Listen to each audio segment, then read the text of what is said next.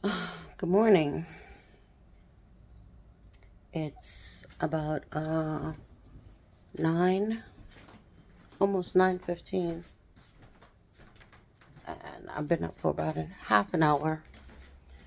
But it's time to get my day moving. So today I've decided to start recording, and basically the reason why I'm recording is because I am 54 years old, and I have diabetes and high blood pressure, and I just kind of want to. Okay, is that necessary? I just kind of start want to start documenting what I'm doing. I'm in the second half of life, and I have so many things that I want to do. And this is kind of my accountability to myself. I'm an empty nester. Kids are grown and, you know, off on their own. And I tend to be here by myself a lot. Um, I do some work from home, and I talk to myself a lot. So, you know, I better talk to you than maybe better talk to you than be sitting here talking to myself. Right. So, I've got a lot of things coming up, and I am trying to lose a little weight. So I'm working out a plan, trying to figure out what I'm gonna do. In the meantime, we're gonna start with some coffee. I think I'm gonna have some mushroom coffee this morning, and right now I'm using Rise. Um, so I think I'm gonna start with that. And I've put them in these little jars. This is a coconut creamer, but I thought these little jars were cute, especially since it's hard to get it out of that. Well, not hard, but it's annoying getting it out of that bag. So I'm gonna do some coffee, and then I'm gonna sit down and just look at my agenda and see what I have to do today. I have an idea, basic idea, but some things just were moved around. And I actually have to buy some airline tickets. I have a credit that I have to use by October 19th. Um, and I don't want to lose that. That's like $178 that I don't want to lose it. So I need to book a flight, and luckily, something came up, so I can use it. We're going to October. I mean, in October, we're going to Mexico. So, in all my years, this is my what? Mexico will be my third time out of the U.S. My first time was years ago, Korea. And then recently I went to Canada. Well, that's out of the United States. It's not out of North America, though. But it's out of the U.S. And then we're going to Mexico in October. So I need to start getting my wardrobe, this body, um, getting it together. All right. So let's get this coffee.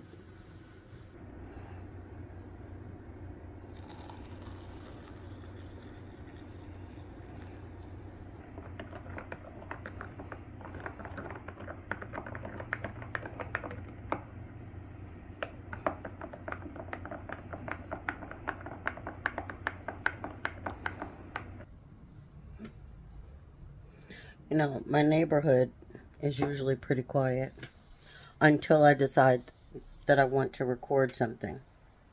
And then all of a sudden, everybody's outside, walking down the street, clapping, moving, moving garbage bins around. Get it? I don't.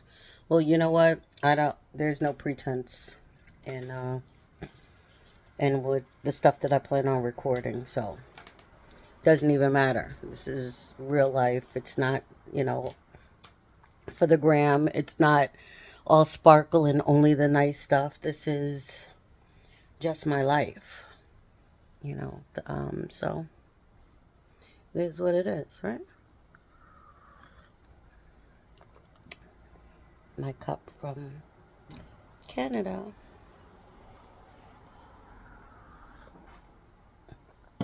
Anyway, I gotta figure out what I'm gonna do today. So I have one of those things that you wrap around your middle. Um, you're supposed to, you're supposed to wear it when you exercise, or either way. I need to get out. I got to do 10,000 steps a day, so I need to get my butt out. I'm gonna wrap myself up, put some sweatpants on. Luckily, the weather has broke, so it's not so hot. I'm gonna put some sweatpants on, and I'm gonna get myself outside and exercise. Can you see me sweating? I'm already sweating just from drinking hot coffee. I don't know if you could see that. But yeah, I guess this is a menopause symptom, the sweating all the time. Do you hear that? It's an active day. All right, let me get myself together. All right, it is the next damn day. Yesterday I got involved in cleaning up my kitchen, which I had dishes from the night before, and then I started working. And sometimes when I get working, like I forget to eat, hours roll by. I get involved, and I love to have stuff organized. So of course, in the midst of working, I'm organizing stuff, I'm making my notes, I'm putting, information where it needs to be and where it's easily reached, and cleaning out old stuff and filing, and so I spent a lot of time yesterday doing that. I never did get myself outside. I did get on the treadmill for about 30 minutes, but I did not get back here. Um, it's about 8:40, and I'm having coffee, and I just had kind of like an argument with my husband. Like, I don't understand. Uh, I don't know. Like, I feel like I really think it. When they say that there's some men that just don't like women, I really feel that. I feel that that's the case. Like, I feel like sometimes they just tolerate us, or they feel like this is, they're like we're necessary, like an accessory, or something to trim their like we're necessary because they need someone to take care of them, or to do the cooking and cleaning, or because they don't like doing the planning, so like they need someone to do that, and it's a little annoying because so much has changed in my relationship, from when my husband and I first got married. Um, like the conversations we used to have, we don't have those conversations anymore. I'm talking about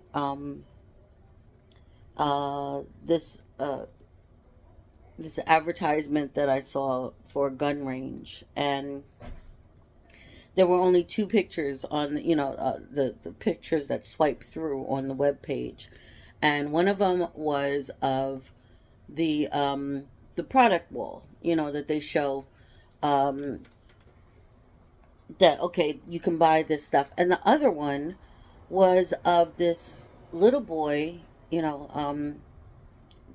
little black boy, and he had, or brown. He was brown. He could have been, he could have been anything, but he was definitely very brown, and he was holding this big Clint Eastwood gold, gun, and he had this face, this so excited on his face. Now, I don't have a problem with people owning guns for safety. You know what I mean? I definitely plan on, and knowing how to shoot. Like, gun ranges are necessary because you go and you learn how to handle the product that you've purchased, right? Um, I think that there, of course, should be, laws, stricter laws. It's it's a two-headed sword, really.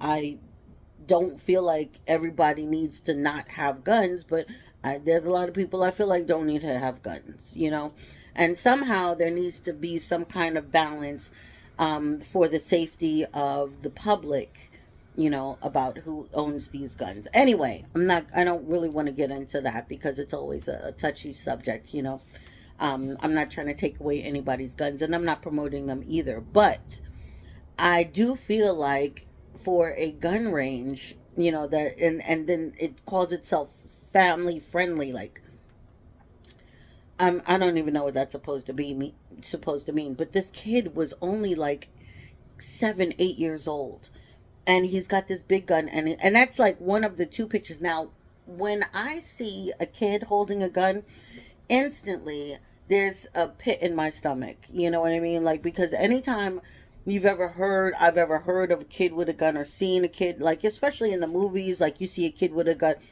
something bad is about to happen. There is a lack of knowledge, or, and I guess having a kid at a gun range, to show them how to shoot is definitely a better thing, but I feel like it impedes on innocence. You know what I mean? Like, for a 7, 8 year old kid, we're not in, one of those countries where, like, these kids have to carry guns or know how to shoot, for their safety. So I just feel like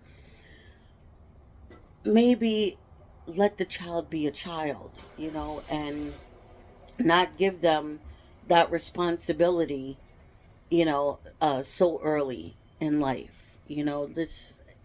Life is difficult enough. Adulting is difficult enough, so, like, I know with my children, I definitely wanted to extend their childhood, or the innocence of their childhood as long as possible. You know what I mean? Because there's things that once and that's over. And once you experience certain things, it changes you. So, anyway, I was telling him about how that picture made me feel. And it was just such a visceral picture. And it just saddened me. And then not only that, but it was, the kid, it was a brown kid. And so many brown kids, black kids get killed, you know, for playing with, for police mistaking a toy gun for a real gun. It's just, it's just sad all around. Anyway, I'm telling him all of this. And he's in his car, he had just gotten to work, and he's sitting in the car and we're talking. And he's still got, maybe 20 minutes before he has to clock in. And, like, after I stop talking, there's, like, nothing. He doesn't say anything. And I'm like, you don't have anything to say? Like, all that I just said, like, there's no response and everything? And he gives kind of like a summary of what I said. And then he's like, okay, I'm going to work. And I'm just like, and for a second, I had that feeling like, this person doesn't really like me, you know? So, I mean, that may be unfair to say, from his perspective, but I swear that's how I feel sometimes. Like, I'm just here to, like, he likes me more when I'm doing stuff for him, when I'm cooking and, just. Anyway, I thought